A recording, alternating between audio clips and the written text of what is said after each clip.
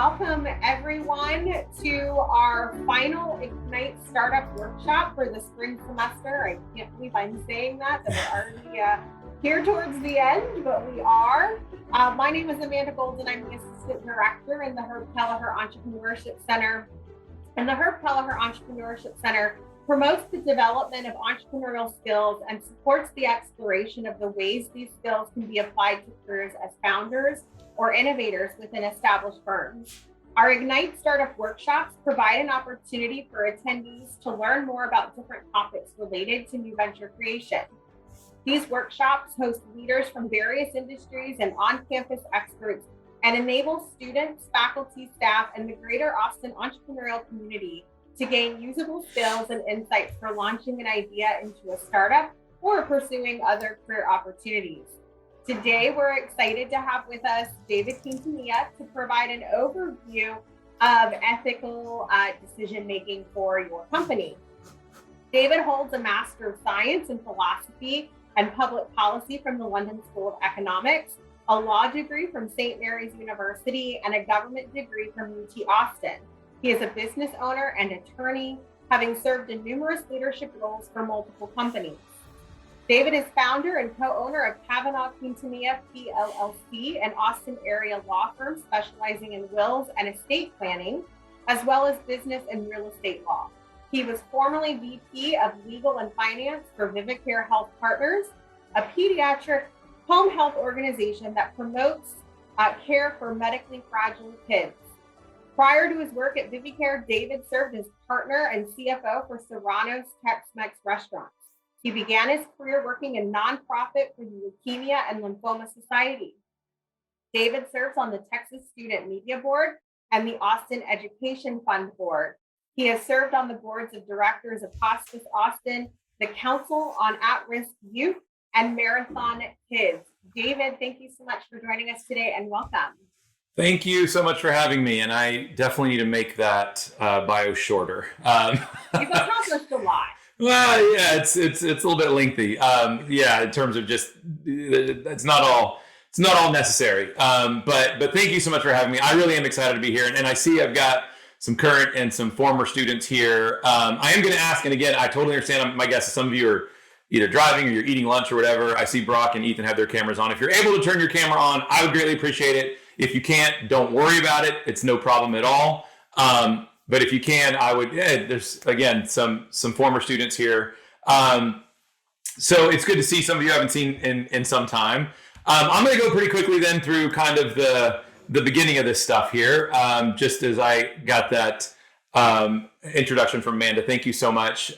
This is kind of what I'm going to go through as we have a little bit smaller group here. What I want to be able to do is kind of go through this stuff relatively quickly. Hey, Brianna. Relatively quickly so that I can get to then y'all's some Q&A, right? I think that's really where you guys can hopefully gain a little bit more instead of just hearing me kind of blabber on about this stuff. So we're going to go through some ethical approaches. Some of you that have been in my class, you know, I'm going to cover this stuff pretty quickly at pretty high level. We're going to talk about some biases that we all have, some that you've probably been familiar or that we talked about in class, others that we haven't. And then we're going to just talk about a couple of brief examples of things that you all should be aware of what not to do, an example of maybe a company that you can seek to emulate, and then we'll get some Q&A, all right? Really quickly, and I'm just going to fly through this real quick because this is already covered. The reason I put this up, especially for those of you that don't know me, what the hell gives me the right to be up here and talk about this stuff? Well, I will tell you, part of it is my education. I have a government degree from UT Austin, a law degree, and a master's in philosophy and public policy. But most of it is this slide right here, right? As an attorney, as somebody who's worked in nonprofit, as somebody who's worked in a family restaurant business, as somebody who started a healthcare company, the experience that I have and the things I'm going to talk with you about today certainly are things that I've learned about, that I've read about, but a lot of it is just things that I've experienced, things that I've worked with clients, things that I've seen done really well and things that I've seen done not so well. In my experience in private practice and in working for different companies. So again, it's also impacted by the fact that I've done a number of things in and around the community. Those of you that are my current or former students know that I did run for office, totally got my ass kicked, but have no regrets about doing that. I feel very good about doing that and encourage all of you to consider doing that at some point if you want to better your community. All right, so really quickly, we're talking about today about ethical pitfalls and maybe some good examples and some bad examples of companies, startup companies, I should say, that did things the right way or perhaps didn't do things the right way. But it has to start, in my opinion, with the conversation about, well, what does ethical mean? And who decides?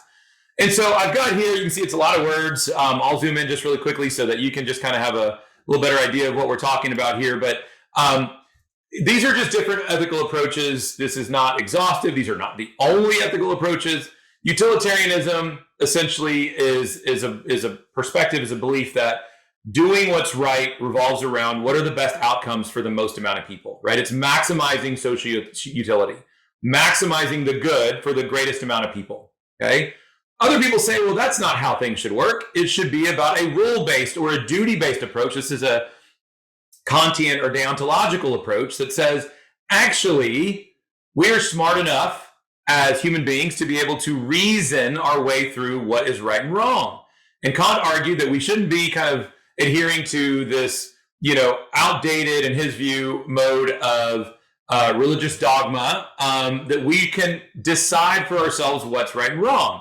Now, ironically enough, an example of a rule-based approach to ethics is the Ten Commandments, right? Did you do something wrong? Well, let's look and see what the rules say. So that's a rule-based approach, right? And then there's a virtue ethics approach. This largely comes from Aristotle, which concentrates more on the intentions of the actor. Why are you doing what you're doing? Are you seeking to be a more virtuous person?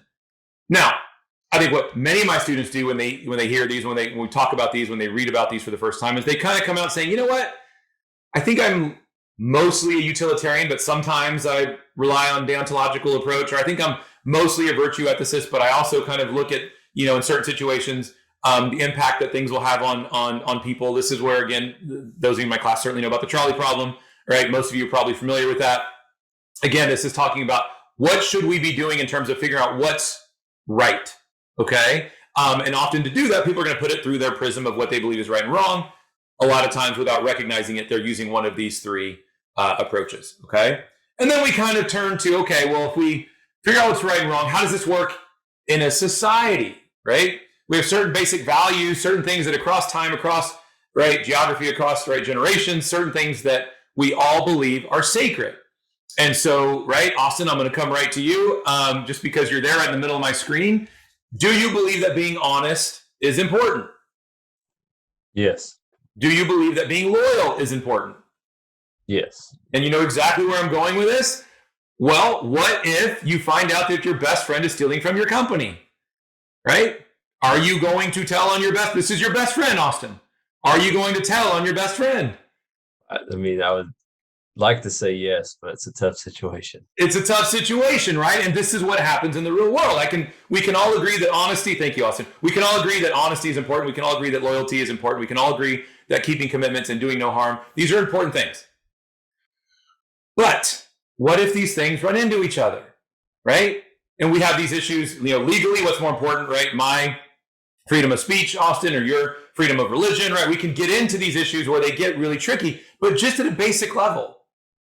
Is it more important to be honest or is it more important to be loyal? Well, these are things about which you need to figure out where you stand. You need to decide, right, what is most important to you and how you make these decisions. I'm not here to tell you, Austin, that you should or shouldn't. I can tell you your friend's going to get caught, and if you help not, you're going to get caught too, right? But you need to decide how you go through life and make these ethical decisions, okay? Now then, that historically is kind of what philosophers have centered around, or these discussions about how do we have a good company, how do we have a good team, how do we have a good person, right? It's those things that we were just talking about. What's more recent, or I should say more popular recently, is behavioral ethics, which asks why people make the ethical and unethical decisions that they do in order to gain insights into how people can improve their ethical decision-making and behavior. This is now a very, very rapidly growing and increasingly popular social science, and how we decide, right, what we're doing and why we decide these things, okay? And so I've got a couple of things here that we can just touch on pretty quickly. some social and organizational pressures. Again, some things that you all that have taken my class are probably familiar with. Conformity bias. Now, those of you, I don't know if anybody was here last week, so I don't want to.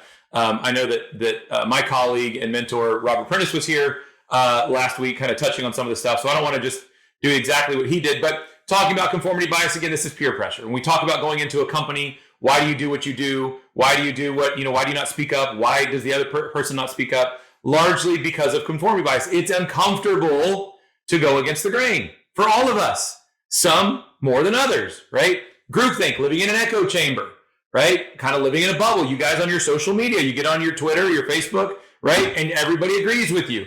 These are dangerous things when we're talking about making ethical decisions because you're not getting multiple perspectives. You're only living in a bubble. The watching eyes. I may have talked about this in some of the classes before, but perhaps not. Anybody here familiar with The Hidden Brain, with the book or with the podcast, right? No? Okay. It's a phenomenal book and a really, really interesting podcast, by the way, if you're interested in these things. But there was a study done, I guess about a decade ago, by a researcher in the UK.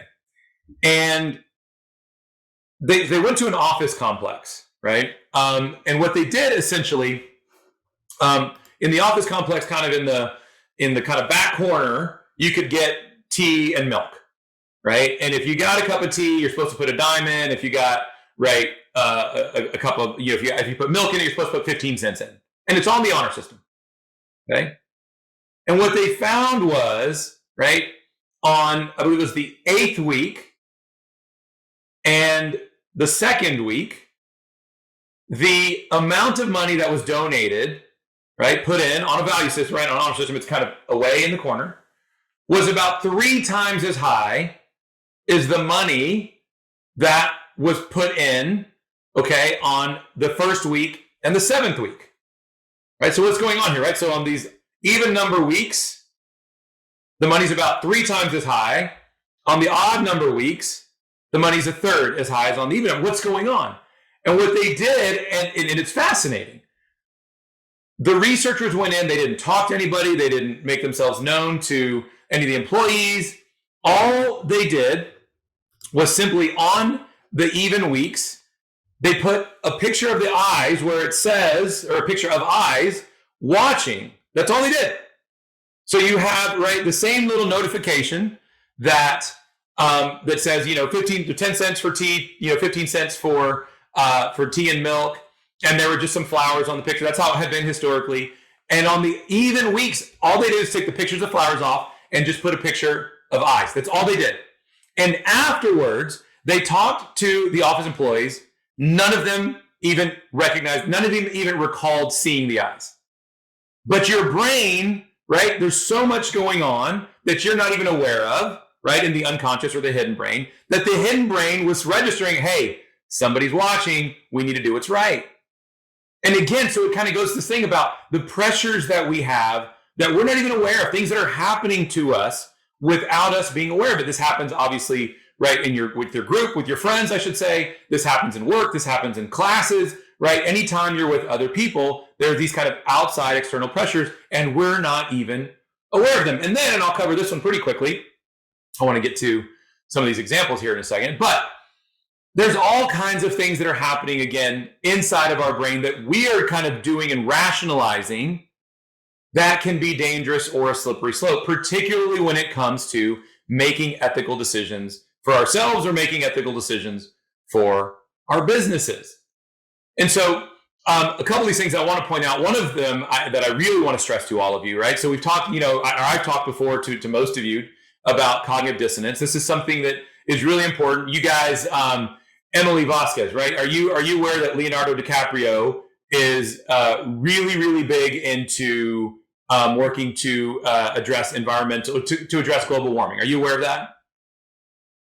You're not aware of that. Okay. Does it surprise you to learn that Leonardo DiCaprio, right, is really, really big into, or Brock, are you aware of this, right? Do you know that Leo DiCaprio, none of you guys are ruining this for me, right? Ethan, you know this, right? Thank you, Ethan. Just not do that's what I'm looking for, right? It's okay. So Leonardo DiCaprio is an environmentalist, right? He basically works to push back against global warming, to improve, right, environmental disasters that have happened across the world. And this is a really important thing. However, he also gets to a lot of places that he's going on his big ass yacht, right? Which is about as inefficient, right? It's about as bad for the environment as anything out there. And so it's this disconnect between things that we believe and things that we actually do. This is something that we all fall prey to. And when you go and you start a business, you say, well, I'm a certain kind of person. I believe a certain thing. I'm only going to act a certain way. Until, right, you start making allowances for the things that you said you wouldn't do, or you start justifying these things. This is cognitive dissonance. Another thing that's really important, that I think probably doesn't get as much credit, and I actually need to do a better job of talking about this in my class, is an affinity bias. Now we talk about groupthink, which is similar, right? We kind of self-select. We put ourselves into groups with our friends and social media. But affinity bias is something that if you're a hiring manager, Austin, or let me say, Brianna, if you're a hiring manager, do you think that you're going to hire more? You're going to be more likely to hire people like you or unlike you? What do you think, Brianna? I guess like you, unconsciously. Consciously or unconsciously, right? We all, to a certain extent, why? Because we like to be around people that share our stories. We like to be, it's fun to work with the person that came from our neighborhood or supports the same team, right? Or is kind of into the same things. There's nothing wrong with that generally. But can you see, very frankly, that if all the people that are hiring are, let's say, white men that kind of come from a certain background, and they like to hire people who share that background, they like to hire people, right, who kind of have the same similar life experiences, just like we all would, right? Can you see how that might be a problem? Right? In terms of creating a diverse workforce, this is something that we all have to be aware of, that we all have to recognize that can be a problem when it's our turn, when it's your turn to go and hire people. We have an affinity bias. We want to be around people like us. And I'm not saying that's wrong. I'm saying that it can be dangerous when you are a person that's hiring. And certainly if you intend to, which you should all, intend to create and foster a diverse and inclusive workforce, okay, or place of work. All right, so where does this take us, right? We kind of talk a little bit about how do you, monitor some of these things in your head, how you kind of be aware of this stuff, right? Again, some of you from the class are going to be aware of this, right? What about your company? It's very dangerous when unethical people run unethical companies, right? How these companies often become unethical? It's because the powers that be, the people that are running these companies, are unethical. This is a picture of the survivors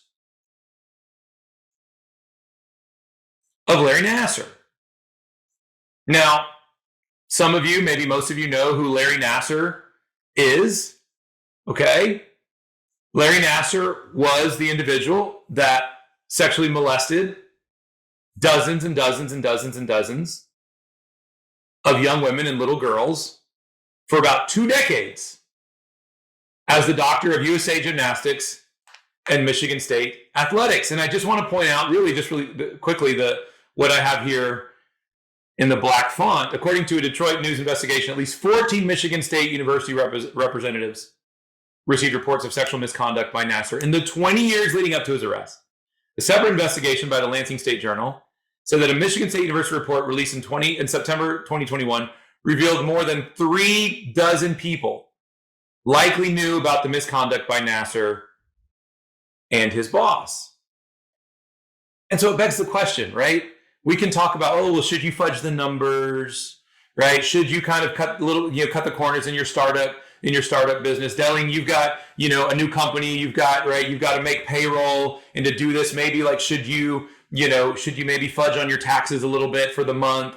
Well, the answer is no, but I think we can all agree that, you shouldn't do, right? You shouldn't break the law. And yet it happens all the time, even in a situation like this, where the stakes are so much higher than, right, maybe getting a couple hundred or a couple $1,000s of a tax fine because you underreported your earnings for a certain period. These are, right, human beings, innocent human beings, little girls who were being preyed upon, and people didn't step up. And the question is, how does that happen? Well, so much of it comes from a culture of win at all costs, right? I've got this here. I don't know if you guys have seen this movie, Office Space. Great movie, by the way. It's not that I'm lazy. It's just that I don't care, right? When you surround yourself, if your company is a company that just has people that frankly don't give a shit about other people, it's going to lead to problems, right? And so, look, I don't need to spend a lot of time on this because I'm guessing most of you are aware of these things. I know Professor Prentice covered this last week, but some of you may be watching these shows right now. Okay, there's the WeWork show, there's the Uber show, right? There's these things where people are kind of more familiar with now the tragic consequences that stem from from a couple of really, not just a couple, but different really unethical companies doing unethical things, right? So many of you know about what happened at Uber running fast and loose, and at WeWork, right? There was this cult-like following to this very false ideal. I think it started out with a great mission and a great purpose, but clearly, if you have watched the documentary, if you followed what happened, if you read in the articles about what happened at WeWork, it became much more about a cult of personality, right? It became much more about paying homage to a person or a couple than it was about actually bettering the lives of the employees in the communities where WeWork existed, right? And in 2021, right, they had a $4.4 billion loss. That's billion with a B. And it's not as though things are looking to turn around anytime for that company, right? There was really unethical people doing really unethical things, and it hurt a whole lot of people. Here's another example that many of you are probably familiar with. Delling, I'll come to you here just in 1 second, okay? Another example of somebody that just made some very unethical choices. I just talked about her yesterday in class, I think, or maybe it was last week, but Elizabeth Holmes created a company that was valued at $9 billion. $9 billion. And it was all a house of cards. It was complete BS. And now she's staring down the possibility of going to jail. Not to mention, I think more importantly, the realization that she hurt real men and women who were using her product, that were trusting her company to help them, right, in very serious times of need. This is a serious problem. Delling, you got a question? Yeah, I was gonna ask, does it have to do with like glorifying like very successful or wealthy people in general? Like the following the golden calf rule a little bit? Yeah, I mean, I think that's absolutely a part of the problem in our society. What I'm actually what I'm trying to convey here is the problem more is top down, right? That Adam Newman expected and in many ways demanded, right, a cult-like following to write his mission, but it was very much an ego thing, no matter how kind of enlightened he claimed to be. And look, again, I would say with both Elizabeth Holmes, right, and Adam Newman and many others who, right, we read about now, these are brilliant individuals. Delling, I mean, these are brilliant individuals. I'm not trying to say that these people had no business being where they were. What I'm saying is, you can see a pattern, right, of the way that they ran their company and what their true mission was really about, which I think for both of them, it was very much more about themselves than it was about, right, the company, right, or the community. And we see the results of that, right? This is where I had that slide earlier, right? Hubris plus detachment. I think that's exemplified in both of these individuals. So you're not wrong, Delling, that I think, or your question I think is right, is spot on, which is I think there's a major problem with how we glorify, right, the successful, the rich, right, celebrities. But what I'm suggesting to all of you, because I'm talking to all of you as future business owners, future business leaders, right, entrepreneurs, is that the first thing you need to do is check yourself. Okay? So as I'm looking at the time here, I want to kind of pick it up a little more so I get to some more of those questions. Here's an example of a company that I know is doing it right. Hopefully you guys can see that. Okay, I'll read this to you. This is the mission statement for Green Space Learning and Development. It says, at Green Space Learning, we champion the full expression of childhood, respecting children and trusting their unfolding development. We aim to empower educators and families by setting the bar high for equitable early childhood experiences through professional development, natural playgrounds, consulting, and advocacy. We believe that everyone deserves a childhood rich in play, nature, and beauty, supported by intentional and sustainable environments that inspire the spirit of play and connect children to nature. This is a company that I know is doing well and doing good. Okay. Now, it's not just because their mission is to help kids, though certainly doesn't hurt, in my opinion, right? But they're doing it and they're growing the right way. So let me give you a couple of examples here. That mission statement is posted in every single office and every room. There's about 25 employees now. Every single office, it's required that mission statement be posted, and it's posted in the waiting room, right? It's posted in the conference room. It's posted, posters in some of the bigger rooms that they have, because the CEO, the founder and CEO, says that everything that we do, every challenge that we have, right, every opportunity we have, has to be put through the prism of, does this further our mission? Right? Does what the opportunity we have, does it further our mission? Well, we don't have to look very far. It's right here. They are connected to their mission at all times. Now, the CEO will also tell you this is something that we will reevaluate every year to 2 years, because as the company grows, so grow the challenges, right? Some of you may be familiar with Google, who's right, and I may get this slightly off, but their original mission, statement was do no evil, right? And they said, look, as long as we can adhere to that, we can keep growing, we can be who we are. And at a certain point, you get so big that they recognize, okay, this isn't really, right? We're going to make mistakes. We're going to do some bad things. How can we claim to adhere to our mission statement if we know out of the gates we're not going to be able to? So you have to constantly, reassess and evaluate how you adhere to your purpose, your principles, your mission. The CEO pays people a higher wage than she probably should. Obviously, not to a point to where it sinks the company, but she does it and it hurts. She basically goes into her own pocket to do this, and she doesn't necessarily tell everybody about it. This is not so that she can get good marketing. This is not so she can get publicity. This is that she can attract and recruit and retain talented individuals. By the same token, she gives free tuition for the company preschool that they have for all of the staff. Now, I can tell you financially, this is somebody who I've worked with, and I'm familiar with the financials of the company. I can tell you that this hurts. But as a new startup company, what her approach is, and I think this is genius, and I think you all need to consider this for when you go and start a company. Her thinking is, look, I've got to be creative.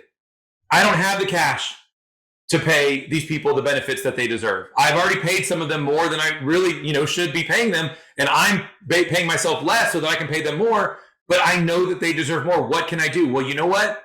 Something I can do is give free tuition. Their kids can come here free, so they have better work-life balance. They're able to have their kids here. They don't have to pay some other place. They're not driving to some other place. They can drive straight to work. Their kids come with them. It's better for them. It's better for their families. It's better for the company, even though financially, right, they're taking a hit. What she says is this is about being creative to grow the company. We can't do everything. It would be great if we had $1 million. I could just dole it out to all these people and they can choose to pay their tuition or not. This is something that we can do. And all startup companies have the opportunity to get creative, right? Depends on what you're doing. It depends on what kind of services or goods you're providing. But you have to get creative, right, when you're seeking to have an ethical workforce and an ethical company, right? So where do I start? I'm going to go through these pretty quickly, maybe just another 5-6 minutes, and then we'll get on to some Q&A. Where do I start? Okay. Well, you'll notice the first and last thing that I've got here on this list. If you haven't, take a look, right? Everything starts and stops with hiring ethical people. There's just no question. I mean, the data shows, the research shows, there's nothing more powerful that you can do than hiring ethical people. Obviously, the problem there is how do you know that they're ethical until you onboard them, right? But companies now are spending so much money, right, on psychometric training or evaluation, on tests, on personality tests, so that they can try and weed out people before they come in terms of, are you going to do the right thing? Now, these tests are never going to be perfect, and certainly people can learn to game these various tests, but it's something that you all should probably expect. If you haven't already, it's probably coming, right? As you guys get out there and start your careers, people are going to be testing you. Why? Because they just want to like control it. But no, they want to know, Austin, are you a trustworthy guy? You tell us you are, but are you really? Right? And these tests are very clever, very creative at trying to, they're all put together by scientists, by PhDs, the people that they know I can right get behind very often, not always, but we get behind, the motivations that various people have.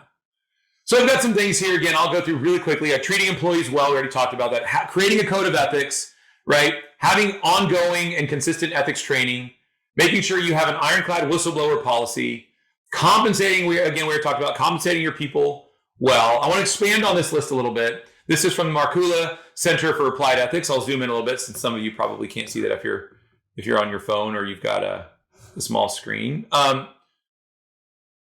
The ethical, these are some things that come from, which if you guys aren't familiar with this, I've got the link right here. This is a great website that has all kinds of resources, very similar to Ethics Unwrapped, but just in a little bit different vein. This is from the University of California, Santa Clara. The ethical entrepreneur welcomes ethical questions and debates. That is so important. The ethical entrepreneur welcomes ethical questions and debates. They are okay to be challenged. I had a student in my office hours this morning say, I didn't really like how you did this. I wish you would have done this differently. Here's why. I am open to that because I try as hard as I can to be somebody who is open to being challenged. If you are going to be a good and ethical leader, you need to encourage ethical questions and debates. The ethical entrepreneur talks about ethical values all the time. It's not something that you, again, like green space learning and development, you put it on the wall and then you forget about it. It's something that she probably brings up every week or every other week. Hey, let's talk about, did we do the right thing here? Let's talk about how we can be better. Let's talk about how we hire better people. Let's talk about how we be better, right? How we can be better for our community. The ethical entrepreneur weeds out employees who do not embrace the ethical values of the company. What it means, you let go of people who aren't ethical individuals. And this is tough. I will tell you, for you all, this is tough because, right, Ethan, you're going to start your company and you're going to have your top salesperson, right? You've got a saleswoman who's responsible for 30% of your revenues. And you find out that she is having, right, an inappropriate relationship with another employee. Hadn't done anything illegal, but definitely violates company policy. And you know there's a very good chance, Ethan, that if she leaves, that one big account that she manages, they're likely to go with her. That's a third of your revenues, right? You got a very difficult decision to make here, right? A very difficult decision to make. And yet you, as the leader, have to make the decision.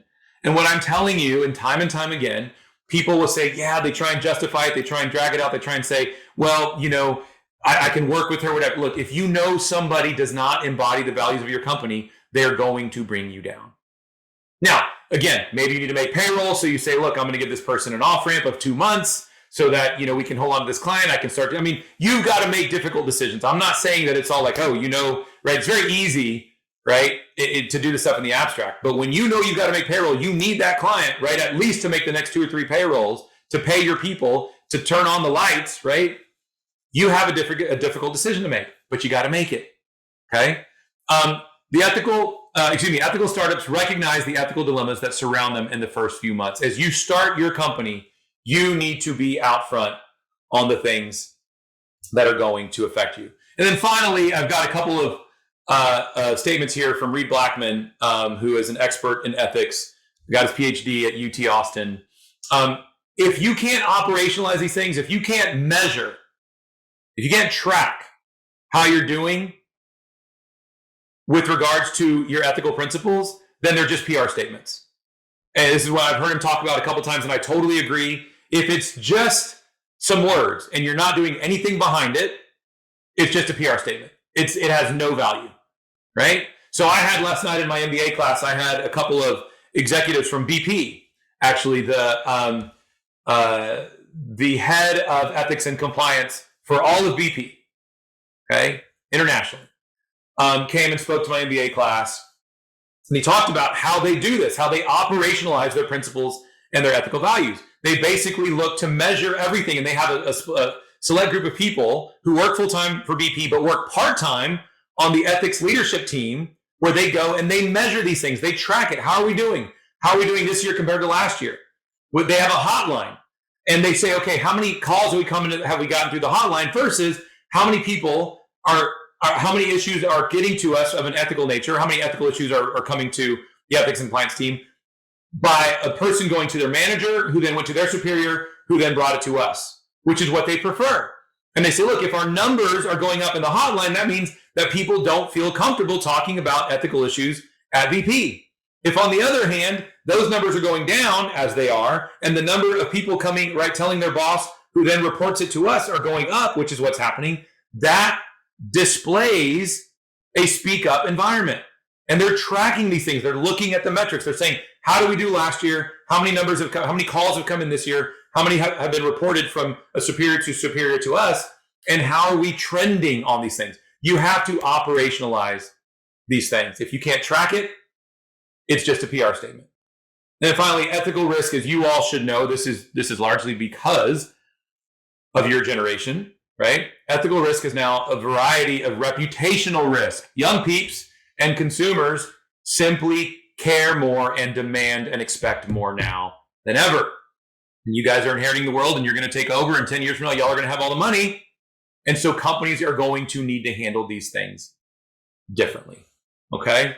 So that's what I have. I know I flew through that stuff pretty quickly, but I am happy to answer any questions on any of those things that I went through, or any questions on anything that I've experienced, or kind of the work that I've done, either running business, owning businesses, or working as an attorney in counseling other businesses. So I'm happy to turn it over to you guys now. If you just want to raise your hand or even just unmute, there's not too many of us. You can just unmute and ask your question. Ethan, I know you've got to at least have 2 questions. There it is. I knew it was coming. All right, go ahead, Ethan. Hey, Professor. I was just curious, what can a low or mid-level employee do to promote ethics at their company without, or help stop illegal behavior without involving the government? Okay, that's a great question. Let me kind of see if I can give a 2-pronged answer here. First, okay, yes, Mel, I see your question there. I can get these over to Amanda to blast out later on, if you can just remind me of that, Amanda. First, understand that sometimes in certain situations you need to involve law enforcement, right? And so let me, again, not to be dark again, but let's take the Larry Nassar example, or the Penn State Jerry Sandusky. Some of you may remember that situation, right? There was a football coach who witnessed another football coach sexually assaulting a little boy. And he went and told the head football coach. Now, I got to tell you, bless you, Brock, I got to tell you, and that's bullshit, right? Like, that's not how these things are to be handled, right? Now, again, I know that you're asking, okay, well, you're probably talking about somebody's fudging the numbers, but I always want to start with, okay, but you don't know what's going to happen and you don't know what you're going to see. And there are times, Ethan, where things are going great and you got a great job and you got a great salary and everything's going hunky-dory, and you witness something, and this is not a matter to go to your boss. This is a matter to go straight to the authorities. And I recognize that's very easy for me to say. From my perch right here. It's a completely different thing to do. I recognize that. And yet, that is an example of, you don't go to the head football coach. You go immediately to authorities, right? You immediately need to protect innocent victims from this predator. There's just no question asked. So I want to start by saying there are times that, you just got to go do the right thing, right? Whatever that may be. And often that involves bringing in law enforcement. I think other times, okay, you then need to feel, and hopefully you would be at a place where, again, speak up culture, as I was just talking about with BP. A lot of this has come about since the Gulf oil spill, right? They had the whole thing that BP realized is that, 11 people died, right? And what they realized is that there were signs that there were trouble. But the organization as a whole did not have a speak up culture. They talked like everybody else, if you see something, say something and whatever. But what they recognize is that actually in practice, like a lot of companies, like, hey man, just shut up. Just somebody's getting in trouble, just hush hush.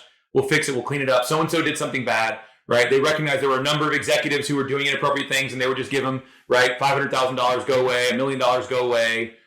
They did, and employees saw this. So they say, okay, well, if they're not going to speak up, why should I speak up? Or if they're not going to encourage me to do it, why am I going to be the one to stick my neck out, right? So a lot of it, Ethan, kind of revolves around the corporate culture, right? If you don't have that culture, then I think what I would suggest to you is if the company as a whole does not have a speak up culture, first thing you got to ask yourself, are you in the right place? Right?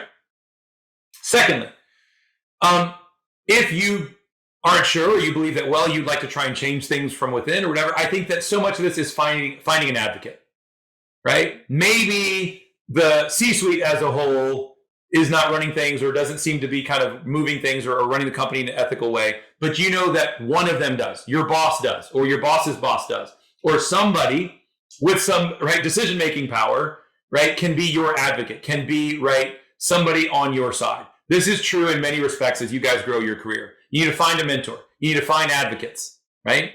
And so it's, again, easy for you to say, hey, Ethan, if this is a company that doesn't value speak-up culture, you need to just run. Well, yeah, you just bought your first house, you got your first baby on the way, and now, Professor Quintanilla said to quit. No, it's easy to talk about. It's everything to do. Maybe you say, maybe this isn't the company I'm going to be at, for the long haul. But I can't just do nothing. I got to speak up. Well, I think a lot of it is about finding somebody, right? It's nice to have coworkers that you can talk to. It's nice to have maybe even an employee that you can talk to, right? But let's be honest. If you want to affect change, it's not necessarily going to happen by you telling your direct report or you telling your coworker. It's typically going to happen by you being able to communicate to somebody above you, right? Not necessarily, that's not always the case, but often it's the case. And so what I would tell you is identify somebody that can support you in trying to remedy the situation or uncover, right, the bad deeds that are going on. Again, with the caveat being, depends on how bad we're talking, right? Good question, Ethan. Other questions? Go ahead, Brianna. What's a situation that you've been in and how did you handle it? So I'll tell you, there's been a handful of them. When my wife and I started Vivicare Health Partners 6 years ago, so we did it with our friend who had started the company in DFW 15 years ago. And he asked us, hey, I want to partner with you guys. Do you guys want to start this company in Austin? Neither one of us had any experience doing this. Everybody told us we were crazy, right? I, recently graduated from law school and I just ran my campaign and I got my butt kicked. And my friend's genius was, as he'll tell you, knowing when to get people when they're vulnerable. And he's like, I think you should do this, right? You're now looking for something to do. You were going to be a full-time school board, right, member, and that didn't work out. So, he was also the guy who helped me run my campaign. Maybe this was his strategy all along. But when we started, and again, Ethan, this is talking also about kind of having a culture, right, that's set from the top. His whole thing was, look, we gotta get out there. We're starting a company from nothing, right? It's very hard to break into any number of industries, certainly hard to break into the home healthcare business, pediatric home healthcare business, where there's, in many cities, there's only a couple of companies. They kind of have everything, right? They've got all the patients that they're caring for. And frankly, they suck. I mean, the biggest one right now is a couple of years ago bought by a VC firm. I mean, they're owned by money men and women. Like they don't do business the right way. They just don't. More to the point, Brianna, these other companies promise the world. They did and they do promise the world to parents and to the nurses at the hospital who are responsible. The case managers, what they're called. These are the people who kind of refer the parents, right? So, kids getting ready to be discharged, they have a feeding tube or a trach. They need to go home with some nursing. Well, they don't know how to navigate this. They don't know who to call. Well, the case managers are the ones that would say, hey, call this company. And even within that, there's oftentimes, unfortunately, some unethical and frankly illegal activity that goes on with kickbacks, right? That, hey, if you give me right? You give me that kid, that's going to represent, $200,000 for us this year. We'll give you a, nice little gift without anybody knowing. These things do happen, right? What we did in starting out, we didn't get our first patient for months, right? Like for months, because what we were instructed and what my wife and I, our whole thing was, and this was coming from the top down, and it totally aligned with, this is why we went into this business with this person. You have to be able to put your head down on your pillow at night and not worry about, promises that you can't keep. You've got to be able to do it, right? And so the whole thing was, when we would go, we were trying to, we were salesmen and women, right? My wife was out there doing it. I was out there doing it, just like, hey, just give us a chance. Just give us a chance. Yeah, well, what can you do? Well, let us show you. Well, have you done it before? Well, no, but let us show you, right? This is what we're going to do. And then the calls started to come. And they told us this is how it was going to work, and it's exactly how it worked. It was the really, really, really difficult cases to staff. Can you take this case? Well, yeah, what's going on? Well, kid is in and out of CPS, right? Dad was violent or yelled or threatened one of the former nurses at the previous agency, and now they don't have any nursing, so you guys want to take it on? We're like, whoa, okay, well, we can do it, but, and they don't want to hear buts. They just want to hear, yeah, we totally got it. But the way we did it was, yeah, we can do it, but let me be very clear. I'm going to be very honest with I will not send a nurse out there without explaining to him or her what happened prior. Well, they know, well, then you're not going to be able to staff it. Then I'm telling you, we will gladly take this case, but we will be honest with all of our nurses. Okay, well, we'll go on to the next company. And the next company will tell them, oh yeah, we got this. And the nurse would go, and they would, have an altercation or an issue or back and forth with dad or with mom. And then they would go on to the next company. Or they would come in and say, hey, this kid's coming out 2 days from now. Can you staff it 168? That's 24 hours a day, 7 days a week. Well, I can tell you in the industry, certainly impossible to do now. It was really almost next to impossible to do it, 5 years ago. And we would always say, look, here's what we can do. I've got 3 nurses I can put on the case right now. That'll get us part of the way there. We need 4 more. I can work to get those nurses. Yeah, but the kid's coming up. This is what I have, and this is what I can do. And often, early on, they would just say, okay, well, we'll go on to the next company. And they would say, can you staff it? They would say, no problem. Would they staff it? No. They had the same thing we had, right? What ended up happening, Brianna, is that we basically became the second place company, right? And it worked perfectly. And so my wife actually just resigned from the company 2 months ago. She'd been doing it for 5 years, and it's a really stressful job.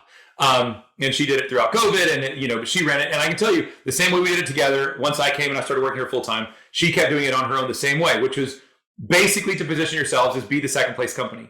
Because what happens is the first place company goes, they set the expectation, which is, okay, yeah, we can do everything, only to find out actually they can't, half of the stuff they can't do. They can't staff at night. You need Spanish speaking nurses, no problem. Everybody in the industry knows finding a Spanish speaking nurse is like, finding a chunk of gold. It's not going to happen, right? And if you do, you only have a couple of them. They're not going to be night nurses. They're really, really in demand. These other companies would promise it. We would come in and say, look, here's what we have and here's what we can do. And like clockwork, early on, it took us, so long to get started. And then one case came because they're like, well, we met with you guys. They promised us it wasn't going to work. You guys, right, said that, you couldn't. Could you do it now? I can tell you the same thing I told you then. We can staff this much, and then we can work to piece together the rest. Well, that's better than what they're doing right now. So, give you a try. And we never lied. We didn't lie to the case managers. We didn't lie to the parents. We were always telling the truth. So the truth, here's what we can do, right? And, do we want to strive? Do we want to try and have this schedule complete by 2 weeks or by a month? Absolutely. Can I guarantee it? No, I cannot. And the whole thing for me and my wife when we did it, and then for my wife for many years, right, as she did it, was she didn't want to be going to bed at night saying, shit, tomorrow I got to tell that mom that we're not going to be able to do what I told her we could do, right? Now, the things come up and nurses leave, and, sometimes could we not meet her, what we had said we were going to do because, again, a nurse walks out or, didn't show up, whatever, sure. But we never made promises that we knew we couldn't keep, okay? And that's my long-winded answer to you, which is it cost us a lot of money early on in a lot of cases that we could have gotten. We could have, oh yeah, we can do this. But now, and that company continues to grow. My wife, the company, was shot up by, 150% over the last year and a half during a really tricky time, right? Because she did it the right way. She didn't lie. And what happens now is the case managers know, well, these other companies are going to continue to promise us the moon. They will tell the families, they're going to tell you this, right? Vivacare or Team Select's going to tell you this. They're not going to be able to do it. They're going to be able to back up what they tell you. So family after family is like, okay, well, we want the company who's going to be honest with us, right? It costs us early on, but in the long run, it's better for business and it's just the right thing to do, right? But it was hard. It was hard being there, kind of just doing this for the first, 4, 5, 6 months. Like, man, what do we got to do, right? So yeah, that was it. It's often harder to do the right thing, but you all know that you still got to do it, right? I mean, that's how this stuff should work. Delling, do you have a question? Not necessarily. Well, now that I do. So basically, this is kind of a cultural war within the work culture a little bit. And I guess this is an approach to fight back against toxic workplaces. How can we, there's a lack of watchdogging for, okay, I have a case from Steven Donziger, who's he's a lawyer who's still currently locked up for around 900 days or so because he represented I think it was Nicaraguan or Ecuadorian people against Chevron, because Chevron was dumping their toxic chemicals within their rainforests. Basically, the Ecuadorian courts, I'm sorry, it could be Nicaraguan courts. Don't worry about it. It's okay. They won the case within South America. Mm-hmm. However, the New York courts overturned the case and basically locked up Donziger for contempt, essentially. Okay. And Chevron has currently not paid a single penny for their unethical actions. Yeah. So what can we do about basically the judicial courts are supposed to be our watchdogs for whether a law is wrong or right. And is there a lack of what are we supposed to do to basically get accountability for these such courts that we have within our judicial system? So it's a great question, and it's a much larger question than I can answer in 2 minutes, right? What I would say is keep in mind that our courts they already protect us a tremendous amount. Okay, they do, and so does the government, regulatory agencies, right? The FDA, the FCC, right? The EPA. I mean, it's important to do as you're doing, to question and criticize the shortcomings that we have in our system. I think it's also important to recognize, right, the protections that we have. In my MBA class, I've got students from all over the world, right? A student from Nigeria is, talking about, why are you guys complaining, right? Because your utilities went off for 2 weeks last year, or a week and a half last year. I used to have to go, we didn't have electricity, right? But 2 hours a day. And to get fresh water, I had to go to a creek. And sometimes this fresh water, I would see human poop floating in it. What are you guys complaining about? Well, I think it's a fair point. We need to criticize our government. We need to criticize our institutions, but we also need to recognize that they do provide us a lot of protection. Really quickly, though, to your question, Delling, I think it's really the same thing. It's about putting people in positions of authority who have the right ethical or moral compass. That's what it's about. That's true with politicians. That's true with judges. That's true, right, with business leaders, the companies that you guys are going to go work for. And it starts with us. I mean, it really does. And then, 10, 15 years down the road, it's going to be you, Delling. You're going to be running the company, right? And people are going to be asking, okay, is this a good person? Is this the kind of person who is going to do things the right way? And hopefully, and I'm sure it will be, the answer to that question will be yes, right? That's what you can control. You vote, right, for the people that you believe will do the right thing. You support the businesses that you believe are doing the right thing. You work for the companies, right, that are doing it the right way. And when it's your turn, you make sure that you do it the right way, right? I know it sounds simple, and clearly it's not, right, always that easy. But At the same time, sometimes it really is, right? So that's what I have. I recognize that we're at 1 o'clock right now. This was awesome. I really appreciate it. Amanda, I can send you, I've got a meeting I've got to run to in a second, but later today I can send you the slides that I have here so that we can blast out to everybody. Perfect. Thank you so much for joining us today. This was so interesting and helpful. And thank you to our attendees. And yeah, if you send me that link, I'll send the slides to our attendees from today. Okay. Awesome. Thank you so much, everyone. Have a great Thanks day. everybody for being here. Thank you. All right. See you guys.